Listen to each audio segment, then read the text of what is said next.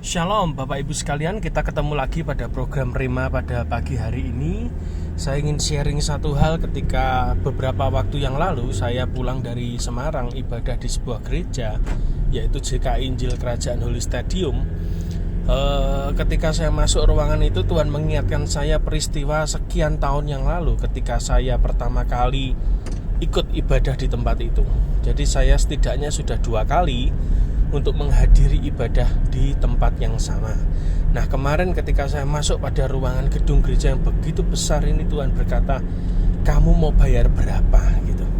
Saya kaget.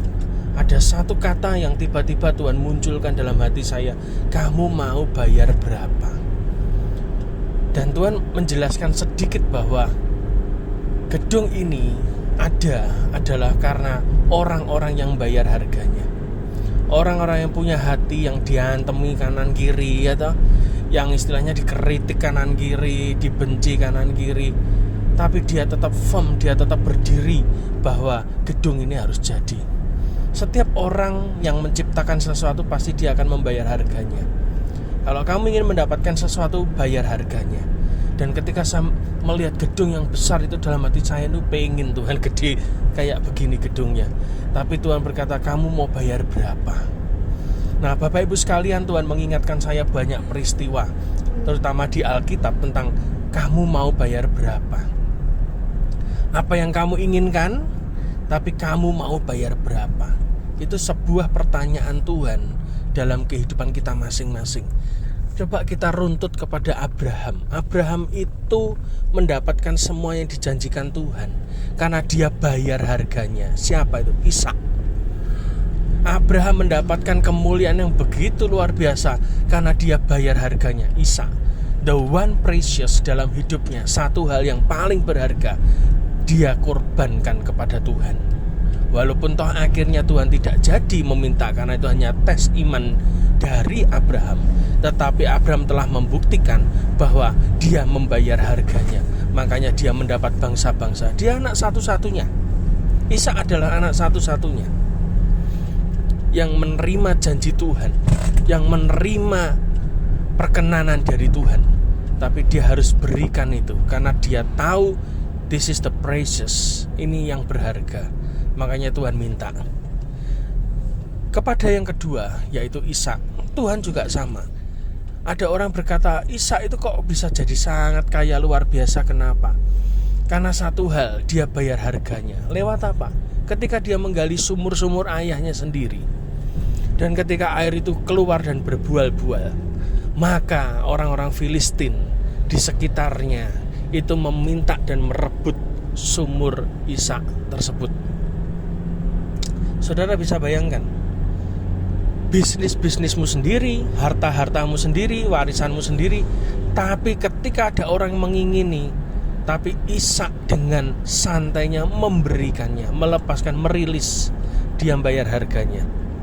Dan saya tahu di peristiwa berikutnya, Ishak tetap menabur dimanapun dia berada, apapun kondisinya, apapun situasi lingkungannya, dia tetap menabur. Itu adalah Ishak. Lalu kita pergi kepada Yakub. Yakub, apa yang terjadi pada Yakub? Yakub membayar harganya untuk dia menjadi sebuah pasukan dan keluarga besar yang kuat, yang ditakuti, ya toh, yang sampai akhirnya dia masuk pada Goshen. Ada harga yang harus dibayar oleh Yakub. Apa itu, Bapak Ibu sekalian? Dia rela untuk menjadi pelarian. Dia keluar dari rumah ayah ibunya. Dia lari karena peristiwa sop kacang merah yang ditukar dengan hak kesulungan. Dia diburu oleh Esau, dia lari, dia hanya bawa tongkat. Oke? Nyawa itu menjadi harga yang dibayar oleh Yakub. Dan bukan itu saja, ketika dia menikah, dia ditipu oleh Laban 14 tahun. Ya, untuk mendapatkan sebuah bangsa yang besar, orang-orang hebat, suku-suku yang hebat. Yakub harus membayar harganya. Lewat apa? Ya lewat kerja 14 tahun yang tidak dibayar itu, upahnya digonta-ganti itu. Tapi Yakub adalah orang yang tough, dia mau bayar harganya. Dia orang yang survive. Makanya dia diberkati Tuhan. Lalu kita pergi kepada Yusuf. Yusuf pun sama. Dia bisa menguasai sebuah bangsa yang luar biasa, yaitu Mesir. Karena dia jadi orang dua di Mesir. Bahkan Firaun sendiri mengatakan, yang membedakan antara engkau dan aku cuma satu, tahta ini aja. Wih, luar biasa. Berarti kuasa yang dipegang oleh Yusuf dengan kuasa yang dipegang oleh Firaun sama. Hanya yang membedakan adalah Yusuf tidak berhak duduk di tahtanya Firaun. Luar biasa. Dari mana Yusuf bisa mendapatkan kemuliaan yang begitu besar? Bisa menjadi berkat bagi bangsa-bangsa? Jawabannya sederhana, karena Yusuf membayar harganya. Membayar dari apa? Membenci. Ya toh, keluarganya membenci Yusuf, tapi Yusuf tetap mengampuni. Itu harga pertama. Bayangkan, seorang anak kecil tidak punya salah apa-apa. Dia hanya cerita visi dari Tuhan, terus dibenci oleh saudaranya seiman.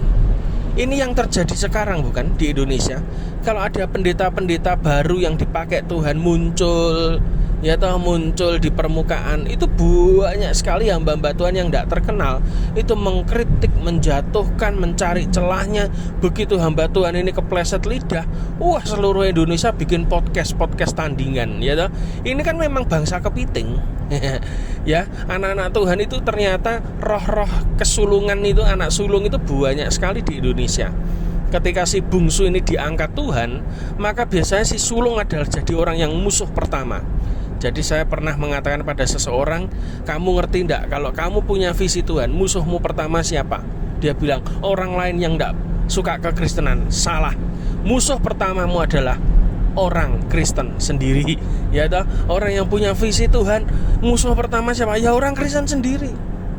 Ketika Petrus Agung dipakai Tuhan, sama. Yang jadi musuh siapa? Ya orang Kristen sendiri. Hamba-hamba Tuhan yang lain, yang iri, yang benci, yang tidak suka, yang sirik, ya itu yang orang pertama yang membenci visinya beliau.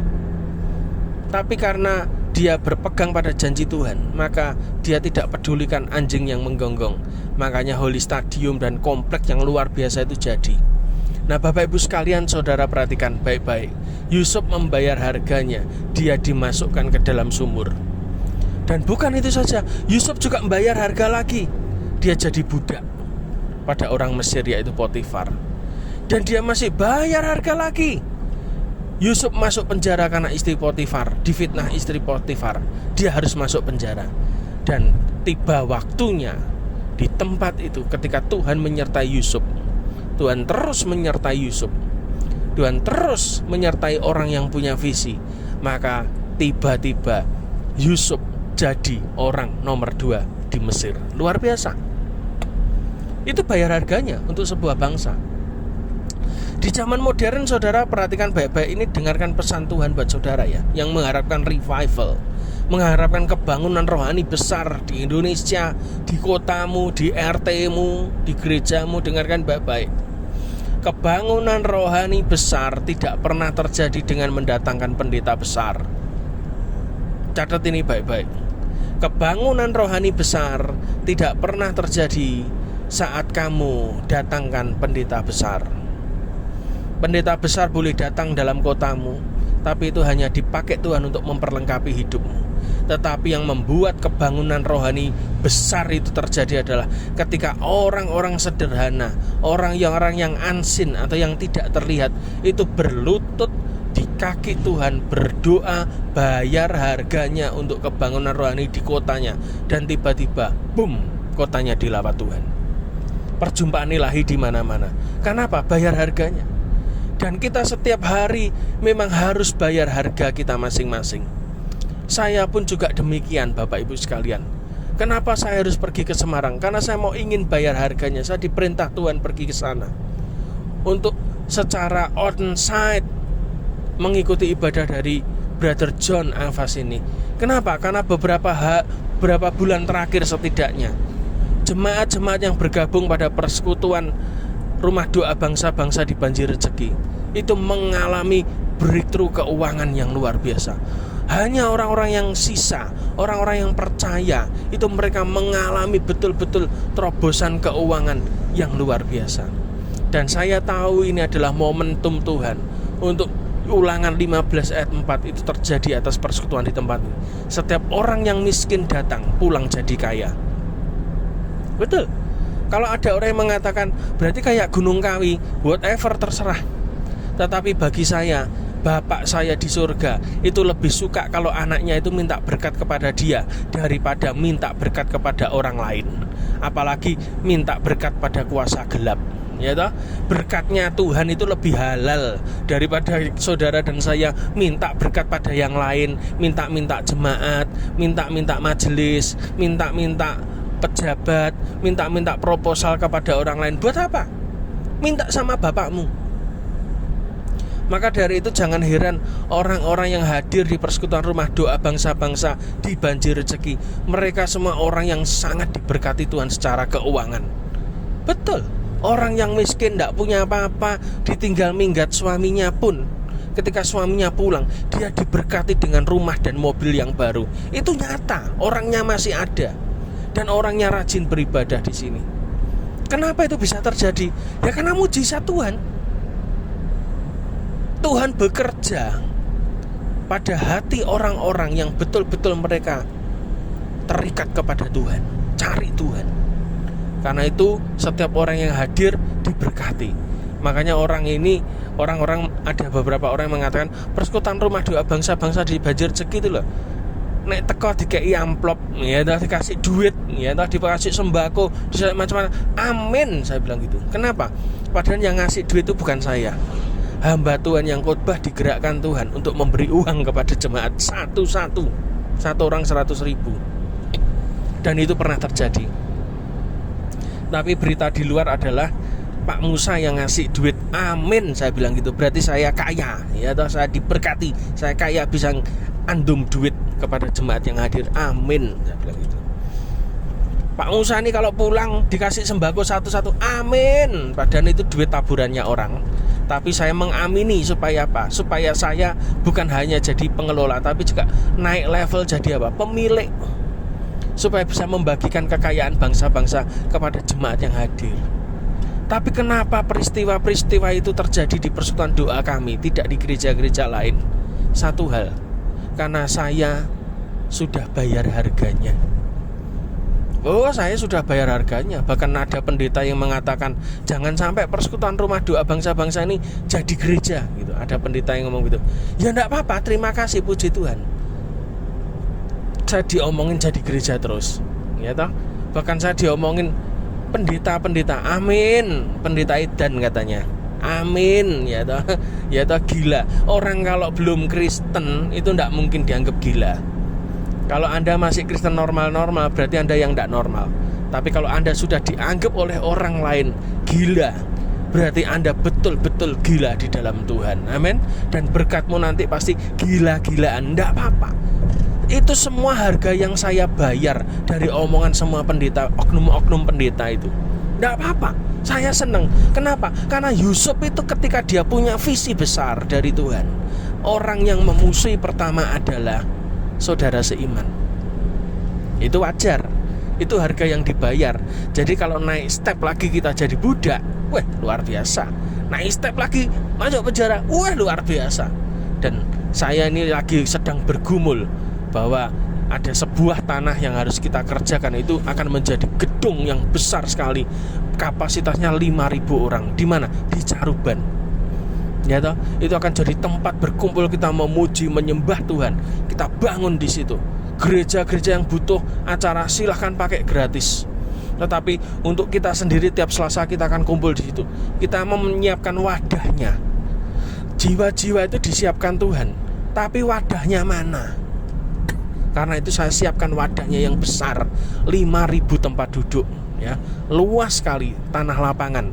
Itu kita lagi bergumul dana untuk segera membangun, ya toh, tembok, pondasi, bangunan ke atas, atap selesai. Lalu kita akan pakai untuk ibadah di Caruban. Jadi sampai nanti bangsa-bangsa lain yang hadir tuh geleng-geleng kepala. Di Caruban, kota kecil, kota desa, kok ada bangunan gereja gedenya kayak begini?